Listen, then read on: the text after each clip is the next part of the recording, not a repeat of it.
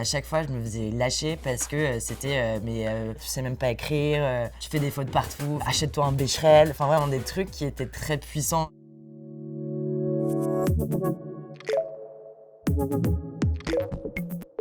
Bonjour, je m'appelle Justine Vigrin, je suis conceptrice et productrice dans un studio qui s'appelle Bauhaus que j'ai cofondaté en 2018. Je suis aussi la cofondatrice de la NFT Factory et je suis la fondatrice de Certify Dyslexique. Donc je suis dyslexique et bienvenue sur Papillon Action. J'ai été dans pas mal de différents collèges parce que du coup j'avais des problèmes d'attitude. C'était un peu problématique avec la dyslexie et l'hyperactivité. À l'âge de 15 ans, je suis partie en Angleterre en pension où le système anglais était un peu plus adapté à ma dyslexie. Et ensuite, je suis allée aux États-Unis à New York faire mes études. Et du coup, c'est en 2018 que j'ai créé en fait un studio de création Bauhaus. Et c'est à ce moment-là après que j'ai créé Certify Dyslexique. Alors la dyslexie, c'est un trouble de lecture et d'écriture. En fait, on lit pas de la même manière, on voit pas les lettres de la même manière que tout le monde. J'aime bien dire ça, mais on écrit comme on prononce. On réfléchit différemment en fait que les gens. On a un esprit beaucoup plus logique et aussi on connaît pas sa droite et sa gauche. C'est en CP, du coup, quand il y a eu l'écriture et la lecture qui sont rentrées dans l'équation scolaire. Je pense que j'avais 7 ans à l'époque, que ça a commencé à être problématique parce que du coup, je voyais pas les lettres pareil, j'avais du mal à lire. Et c'est mes profs, je crois, qui avaient dit à mes parents que j'étais potentiellement dyslexique. Et c'est à ce moment-là que les orthophonistes sont rentrés dans ma vie. Les profs, ils comprennent pas. Ils m'allumaient devant tout le monde, enfin des professeurs qui me jetaient des copies à la tête en me disant il y a tellement de fautes, j'ai même pas corrigé, t'as 0, tu vois. C'était toujours un problème quand il y avait des débats sur Facebook. À chaque fois, je me faisais lâcher parce que c'était tu sais même pas écrire, tu fais des fautes partout, achète-toi un Becherel, enfin vraiment des trucs qui étaient très puissants.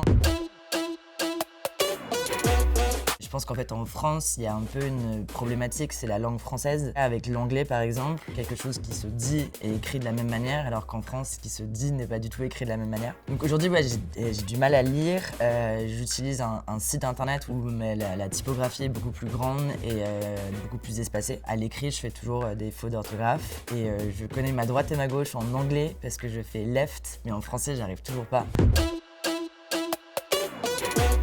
Bauhaus, donc du coup c'est un studio de création spécialisé dans l'art digital et la publicité expérimentale.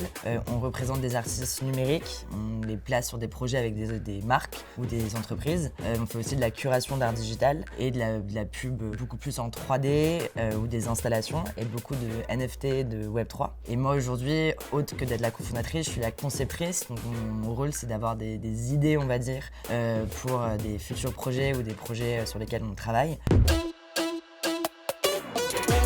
Certify Dyslexique a été créé parce que moi je voyais qu'il y avait un peu un problème en fait, surtout le système français qui était pas du tout mis en place en fait pour la dyslexie mais aussi pour plein d'autres handicaps. On est très souvent jugé alors que voilà, dans mon parcours scolaire en étant en Angleterre où les professeurs ou l'école et le système en général voient en fait les handicaps, c'est beaucoup plus valorisant. Et aux États-Unis là c'est encore une autre histoire où on te regarde comme des futurs génies entrepreneurs de la vie. Et donc du coup je me suis dit c'est quand même un peu un truc de fou que là, je suis une génie, en France, j'étais une grosse merde. Il y a quand même un gros problème de la société. Et du coup, j'ai écrit une lettre à Emmanuel Macron, où j'ai décrit mon parcours en proposant une solution, parce que je pense qu'on ne devrait jamais montrer un problème sans proposer au moins une solution.